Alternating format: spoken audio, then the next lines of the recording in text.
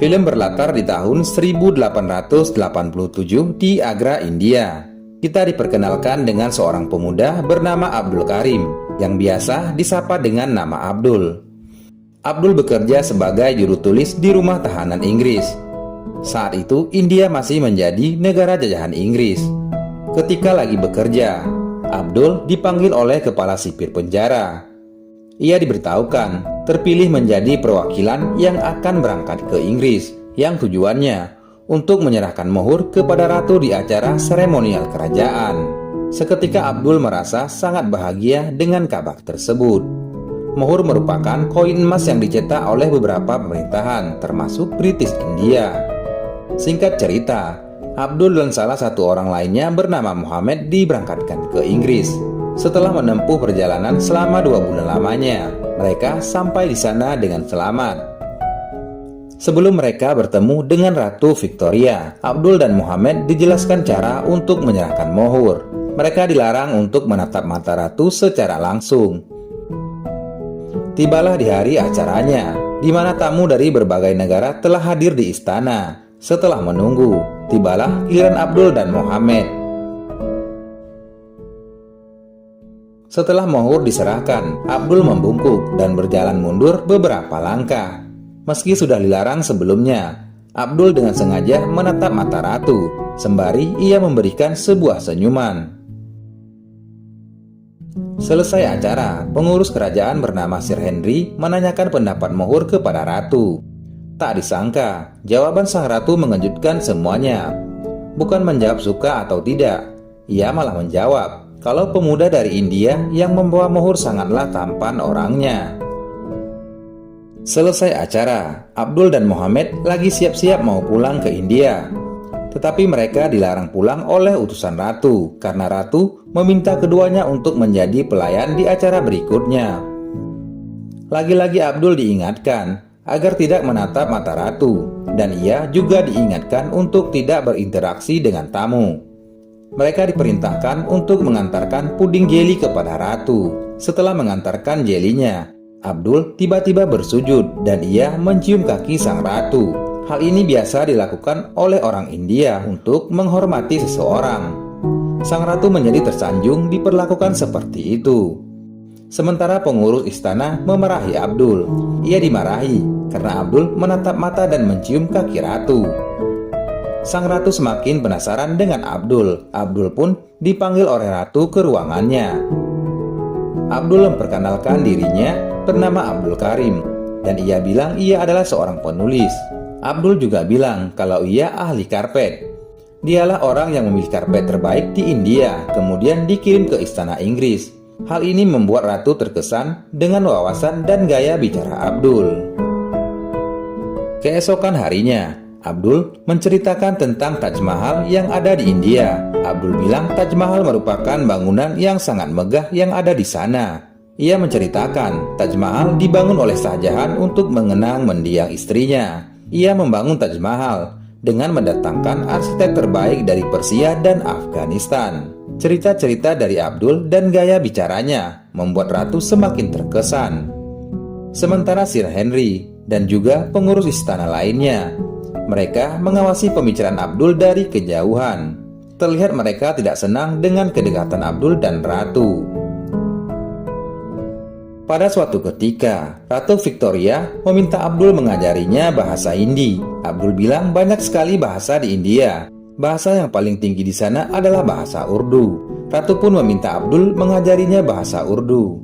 Kedekatannya dengan Abdul membuat sang Ratu mulai menyukai budaya India, termasuk bahasanya. Sementara Sir Henry dan juga pengurus istana lainnya, mereka menguping dari luar ruangan. Mereka sangat khawatir ketika tahu Ratu sedang belajar bahasa Urdu versi Muslim. Selesai belajar, Ratu keluar dari ruangannya. Ia bertemu dengan Pangeran Bertie yang baru saja tiba dari Monte Carlo. Bertie melarang ibunya untuk belajar bahasa Urdu karena itu tak pantas bagi seorang ratu. Tapi Ratu Victoria tak peduli. Ia bilang dirinya pemaisuri India. Wajar saja jika ia belajar bahasa Urdu. Kemudian Ratu minta Sir Henry untuk mengatur waktu agar ia bisa pergi berdua dengan Abdul ke Glassal Shield, sebuah tempat yang jauh dari keramaian dan juga jauh dari kehidupan istana.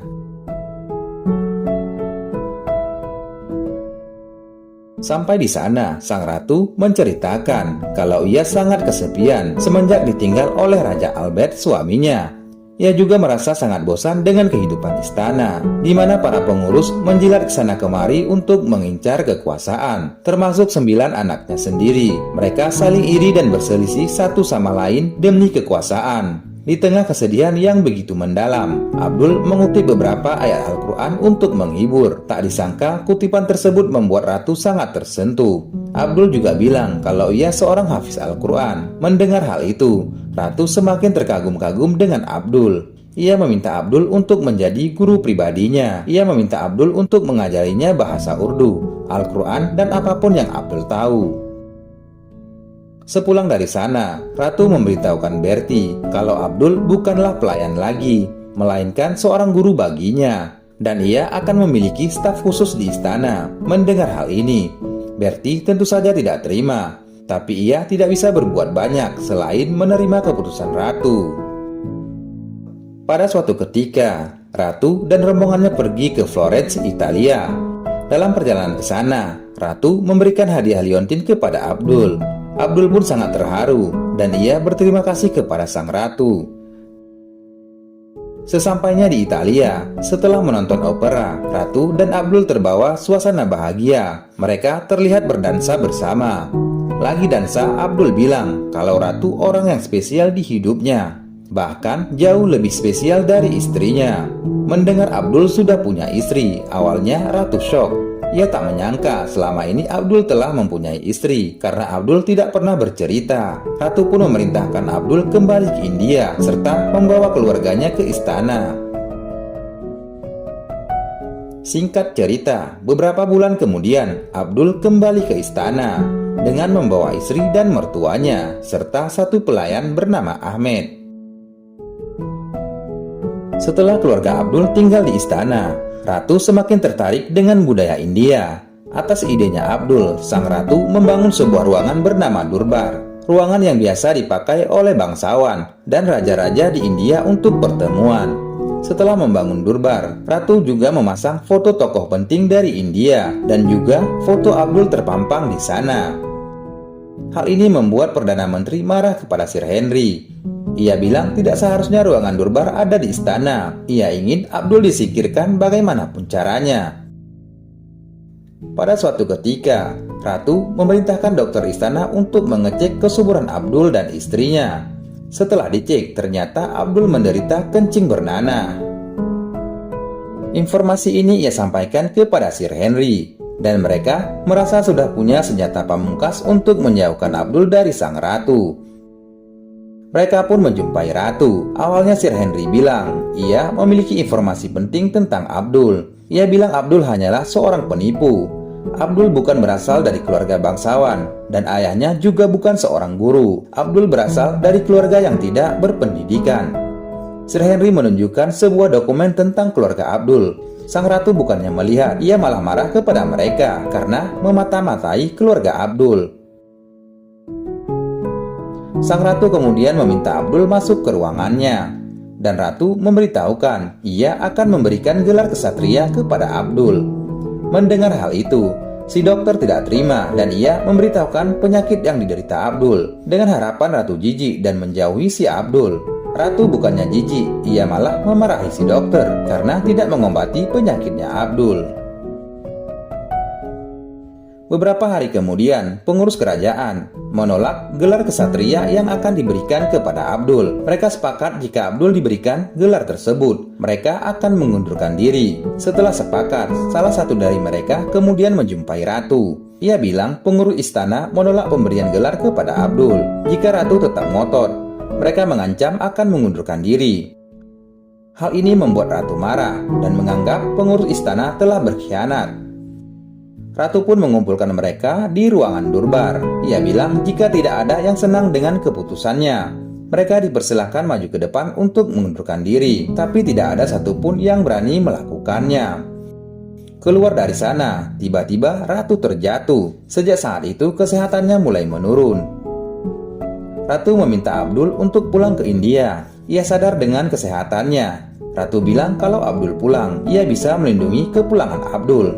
Tapi Abdul bersikeras kalau ia tidak mau pulang. Abdul bilang selama ia hidup, ia akan selalu menemani sang ratu. Bahkan tidak ada satupun orang yang bisa menghentikannya. Beberapa bulan kemudian, terlihat sang ratu terbaring lemah tak sadarkan diri. Ketika terbangun, ia memanggil Abdul. Padahal di ruangan itu ada anak dan cucunya. Tapi ratu tidak mau bicara sama mereka. Ia hanya ingin bicara dengan Abdul. Abdul kemudian membimbing kepergian ratu. Di akhir pembicaraan mereka, sang ratu mengucapkan alhamdulillah sebelum ia pergi untuk selama-lamanya.